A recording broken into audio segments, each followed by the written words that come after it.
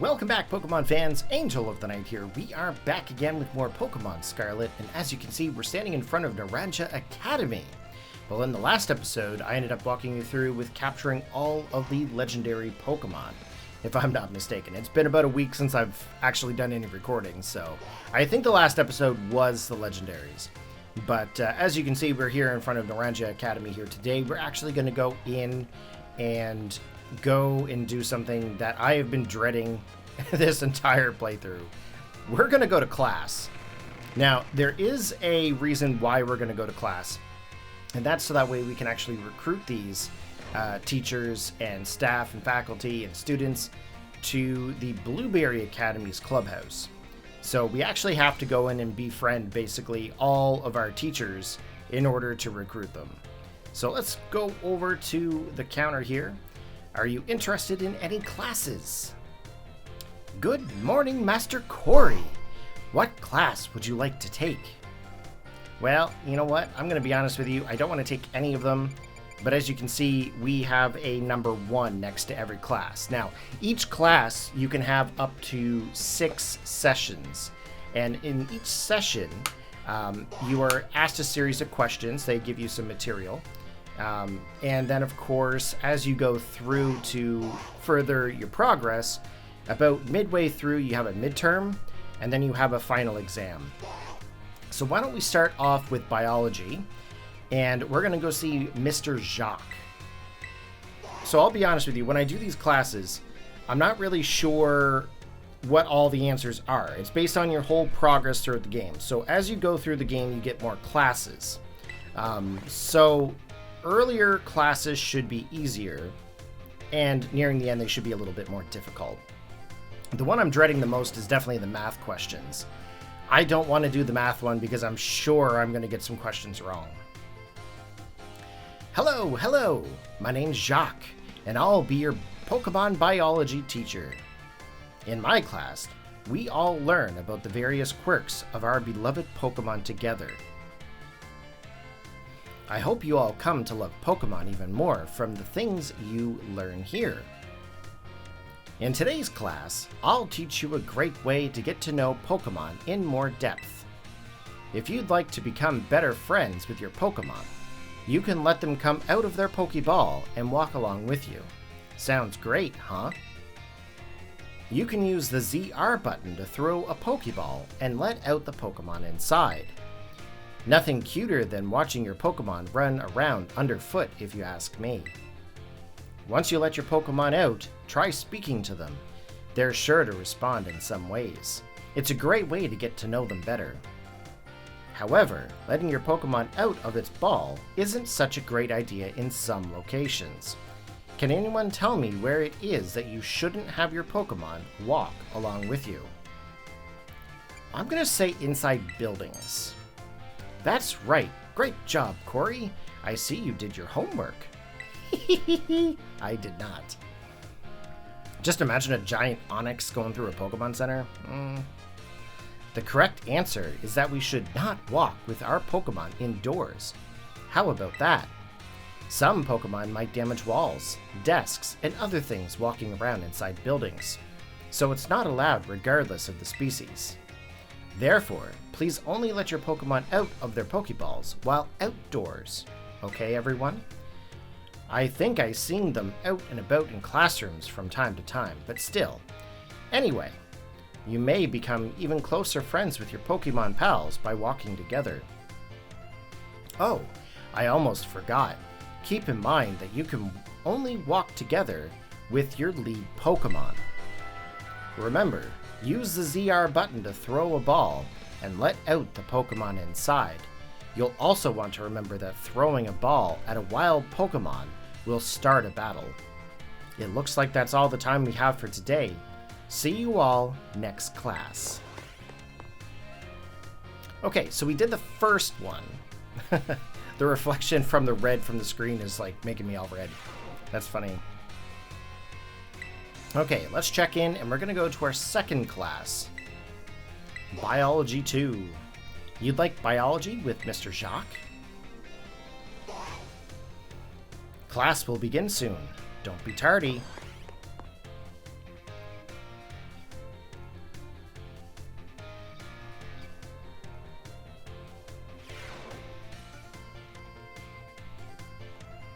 Hello, hello. I hope everyone's ready to learn some new things today. Did you all try using the ZR button to let our Pokemon out as I taught you in our last class? Walking along with your Pokemon lets you see how unique and cute they all are. I'd also highly recommend picnics for when you want to spend some quality time together with Pokemon in your party. You can get them all around the table to make sandwiches and play. It's really a lot of fun. If you want to learn more about making food, Mr. Saguaro's class? I almost called him Saw Gerrero. Star Wars. That's funny. Mr. Saguaro class is the best place to go. Now, sometimes while you're enjoying a picnic with your Pokemon, you may find something very, very important in the basket next to your table. This very important something is what Pokemon are born from. Let's all say it together. I'm gonna say boxes. It's actually eggs. Phew, you all got it right. The very important something I'm talking about is a Pokemon egg. It's not clear where these eggs come from, but they're probably placed in the basket rather stealthily by the Pokemon at the picnic. They finally told us the eggs come from the Pokemon. In every game, they're like, I don't know where it came from. I don't know how it happened. Well, let's talk about the Skitty and the Wailord. Walking around with an egg will help warm it, which allows it to hatch. Eggs won't warm up by sitting in boxes, though. You need to have them in your party.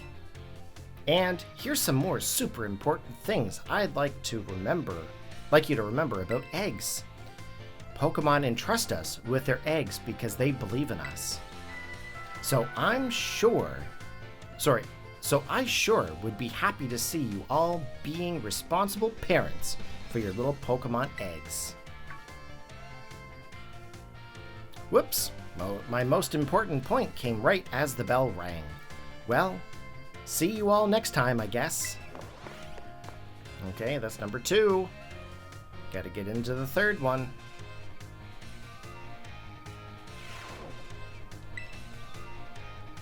Good morning, Master Corey. What class would you like to take? We're gonna go to Biology 3. You'd like biology with Mr. Jacq? Class will begin soon. Don't be tardy.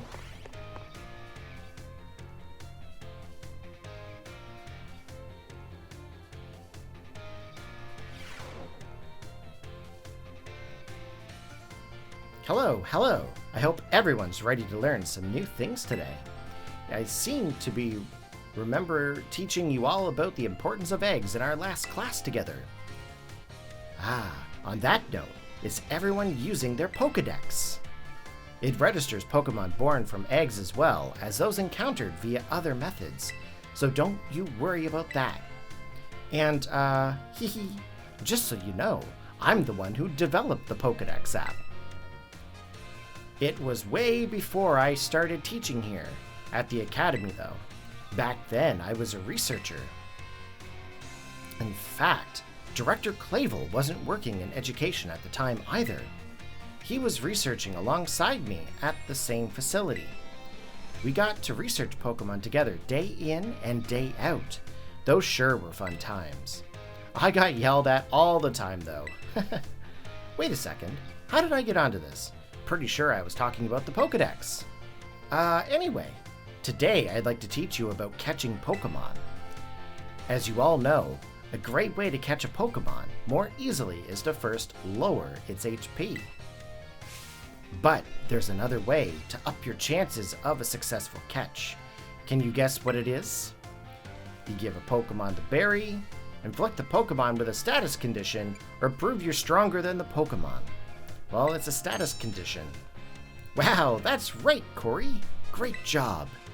The correct technique for making Pokemon easier to catch is to inflict them with a status condition. Sleep is an especially effective status condition.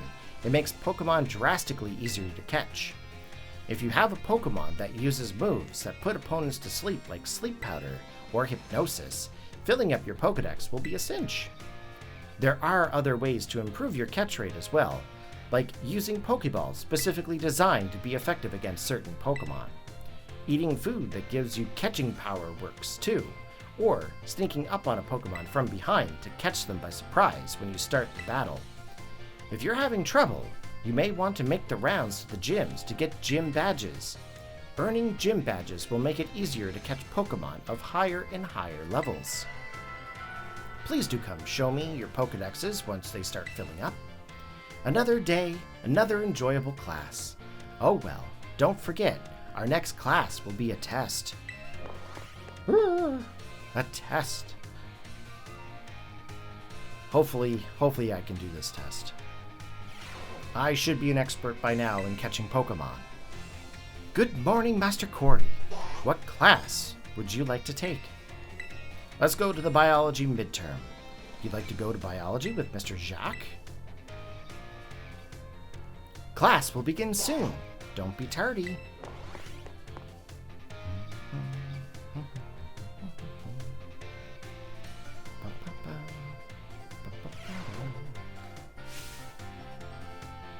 Hello everyone. Today is our midterm exam. It sure feels good to fill in all those empty spaces on the answer sheet, doesn't it? Take your time and contemplate each question carefully.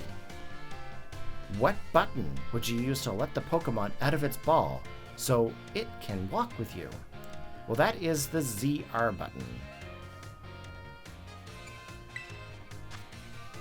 Combine one letter and one number below to correctly say when and where eggs are found. A and 2. So we are going to be talking about during picnics and in your basket. Which of the following is an effective way to warm up eggs? Walking around? What will not make Pokemon easier to catch?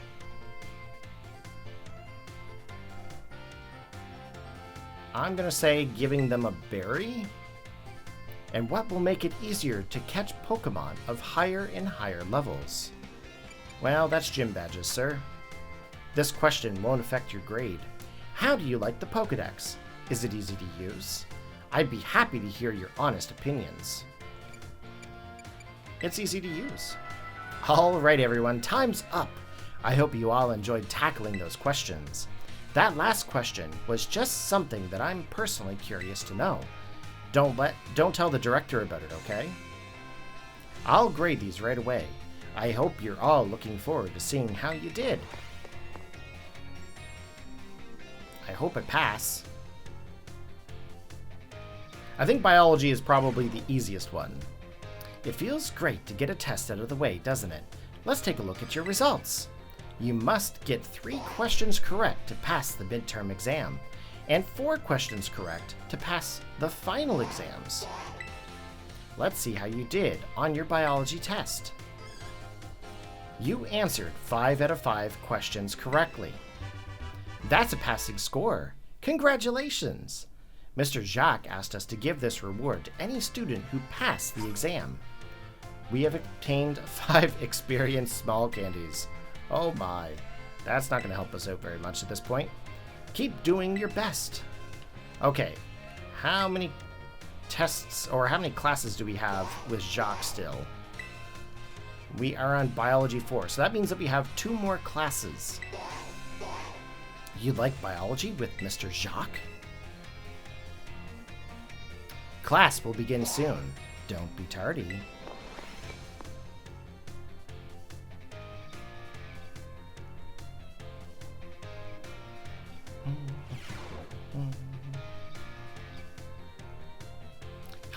Hello. I hope everyone's ready to learn some new things today. You all did really great on the midterm exam. Thanks for answering my little questions at the end too. I'll be sure to keep your responses in mind. All right, we're now heading into the last half of our classes together. It's time for our knowledge to evolve and grow just like our Pokemon. Evolution. Yep. Evolution. Today, we're going to learn about the fascinating phenomenon of Pokemon evolution. As your Pokemon battle and level up, they learn moves and get stronger. And for some Pokemon, once they've leveled up enough, their appearance changes and their stats increase, sometimes by a lot. That's Pokemon evolution. Pokemon become very strong when they evolve, making them trusty partners in battle. But some people prefer to keep their Pokemon in their adorable pre-evolved states. To do this, you just need to remember a certain button when your Pokemon begins to evolve. Say it with me if you already know. To cancel evolution, press the B button. That's right, everyone. B for best answer. The button you want when you need to stop a Pokemon from evolving is the B button. If you press this button soon after a Pokemon begins to evolve, you can stop it from changing. You can also let the Pokemon hold an item known as an Everstone to keep it from evolving. And keep in mind that the requirements for evolution differ from Pokemon to Pokemon. Some may evolve by having a certain item, such as a Firestone, Thunderstone, used on them. Others may have to learn a specific move or defeat a specific Pokemon in battle to evolve. What Pokemon evolves by defeating a specific Pokemon? If you guys know the answer to that question, post it down below, because I'm trying to think of what it is. The way Primeape evolves into an Annihilape is especially strange. You see, there's a certain move that... Oh, we've run out of time! Whoops, sorry, looks like we're out of time. I guess we'll have to end the class here today. Thank you all for your attention. He almost spoiled the beans! We've already done that.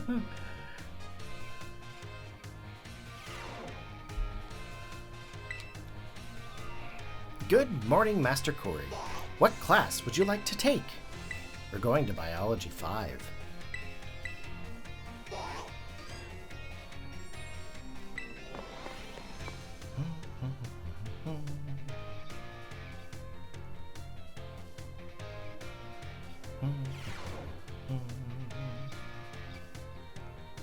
Hello, hello! I hope everyone's ready to learn some new things today. But before we get going, do you all remember the final question from our midterm exam? Well, Director Clavel found out about it somehow, and I got yelled at. Whoops. Apparently, he could tell I was hiding something just by looking at me. He must have noticed all the color flushed right out of my face. Speaking of color, today I'd like to teach you all about colors as they pertain to Pokemon. Some Pokemon have a slightly different coloration or patterning on their bodies based on their gender or individual differences. In very rare cases, a Pokemon may have wildly different coloration compared to others of the same species. We call these specimens shiny Pokemon. It is quite rare to cross paths with one. Does anyone here know what the likelihood of finding a shiny Pokemon is? I think it's 1 in 4,000. Wow, that's right! You may have the makings of a Pokemon Professor, Corey. Yes, Pokemon Professor. I'm Professor Maple from Canada! Shiny Pokemon appear at a rate of 1 in 4,000. Isn't that amazing?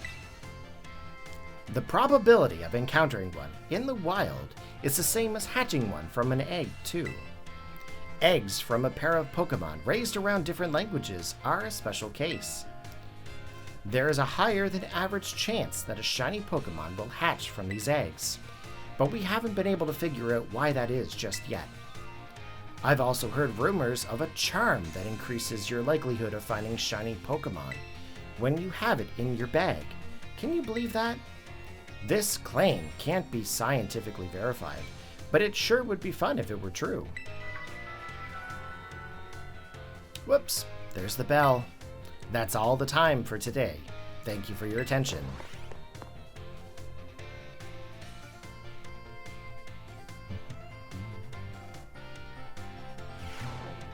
Okay. Good morning, Master Corey. What class would you like to take? Let's go to Biology 6. You'd like biology with Mr. Jacq? Class will begin soon. Don't be tardy.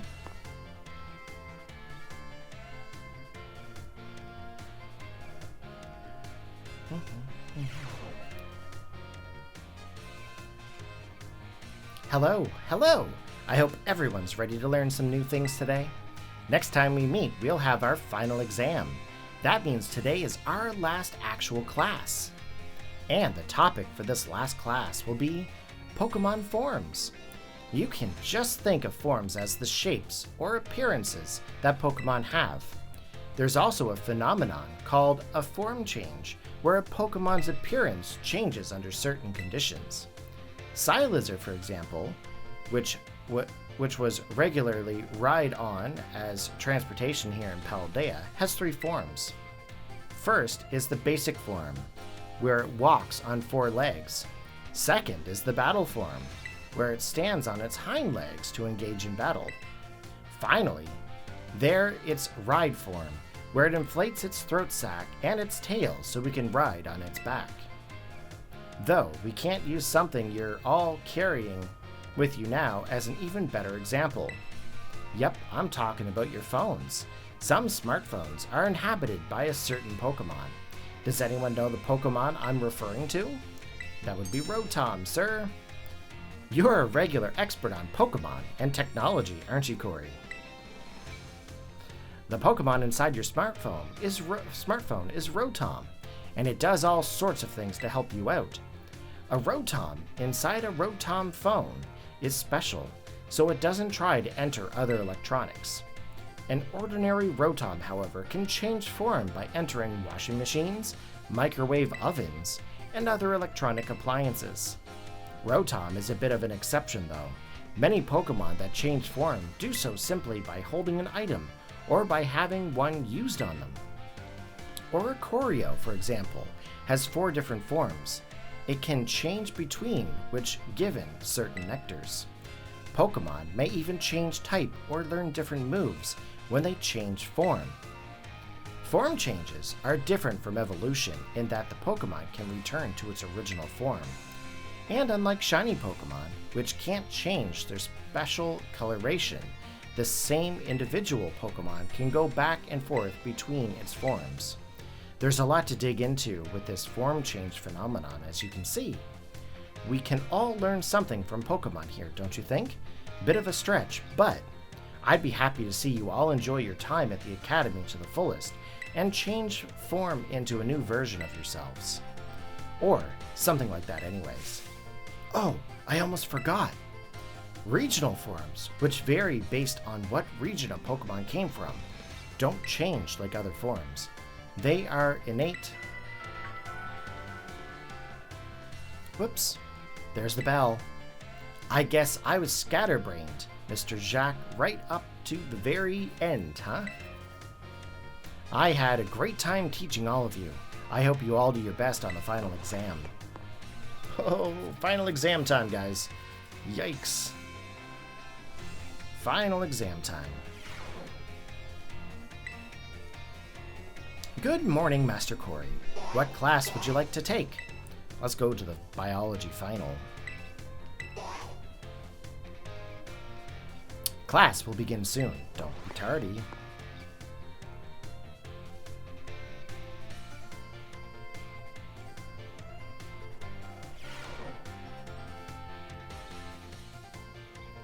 Hello everyone. Today is our final exam. It will cover everything I've taught you so far, but I'm sure you all will do just fine. Take your time and contemplate each question carefully.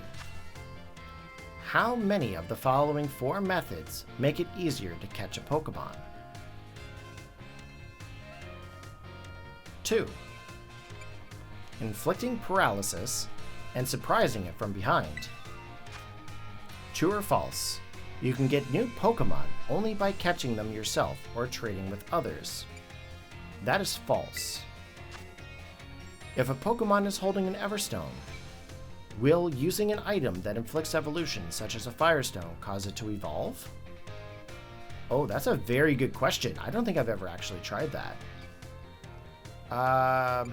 If it has an Everstone, I don't think it does.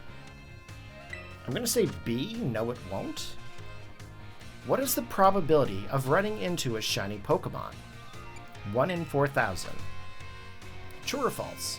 The Pokemon known as Oricorio has 3 forms. It has 4. There's Electric, Psychic, Ghost, and... Wait, Electric? Fire. So false. It has 4 forms. This question won't affect your grade. Do you have anything you would like to say about my class? I'm still getting used to this teaching thing, but I sure had fun as your teacher. Thank you for being our teacher. Okay, time's up, whether you like it or not. I hope everyone enjoyed tackling those questions. I snuck a little bonus question in there right at the end again. Shh, our little secret. Don't tell the director. I'll grade these right away. I hope you're all looking forward to seeing how you did. All right. Do you think we passed? I think we passed, but the question in regards to the Firestone question and the Everstone, I'm curious to find out if that's actually correct. It feels great to get a test out of the way, doesn't it? Let's take a look at your results. You must get 3 questions correct to pass the midterm exam and 4 questions correct to pass the final exams. Let's see how you did on your biology test. You answered 4 out of 5 questions correctly. That's a passing score. Congratulations. I bet you I got that Firestone and Everstone one wrong. Mr. Jacq asked us to give this reward to any student who passed the exam. Okay, we got 5 experience candies. Keep doing your best. Okay, we're going to try something here. I want to see. Do I have any Pokemon that evolve by a Firestone? Let's take a look.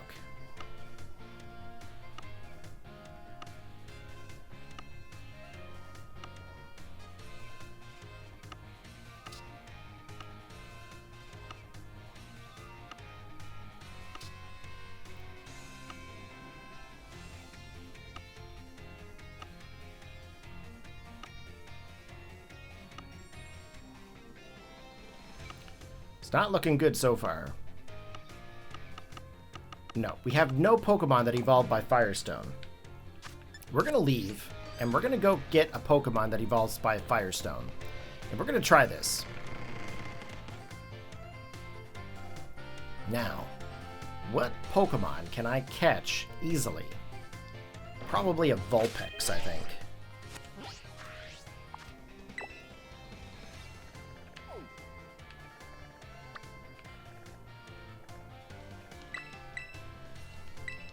I'm gonna test this theory. I'm testing this theory out. Let's go get the Firestone and a Pokemon that evolves by Firestone, so Vulpix. And then let's give it an Everstone and then give it a Firestone. I feel like I got that one wrong. I think that's the one. Now there should be Vulpix over here somewheres.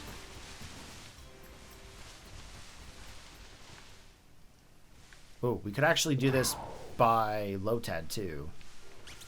It doesn't actually have to be... Oh, there's Vulpix. Okay. Let's get Vulpix. So we're going to do the example that was in the question. We're going to throw a Ultra Ball.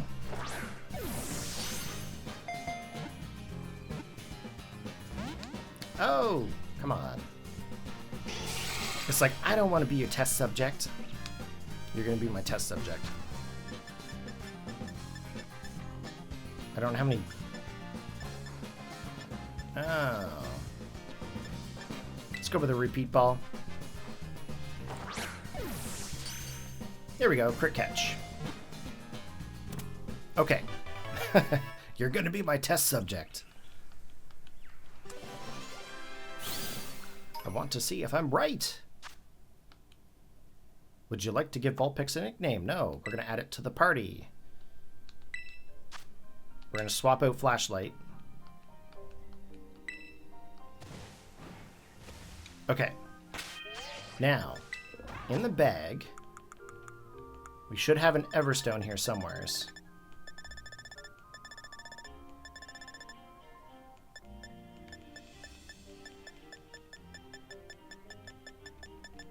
Yeah, we have 35 Everstones. Okay, so we're giving Vulpix an Everstone.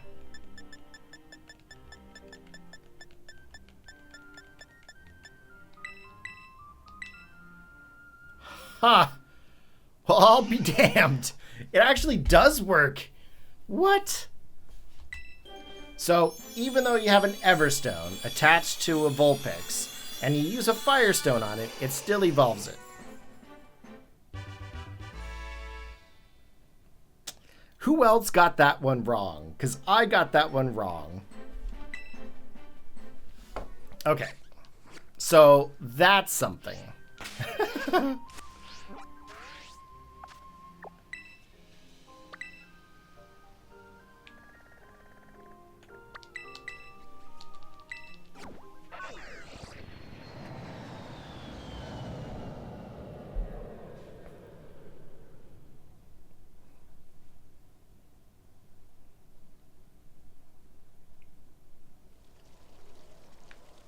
Okay, guys, so that is it for Professor Jacq's class. So in the next episode, we're going to go to one of the other teachers and do their full classwork, midterm, and exam. So if you did enjoy the video there today, go ahead and give it a big thumbs up. Post your comments in the comment section below. And hopefully this has helped you guys learn about that whole Everstone business. All right, peace out, guys.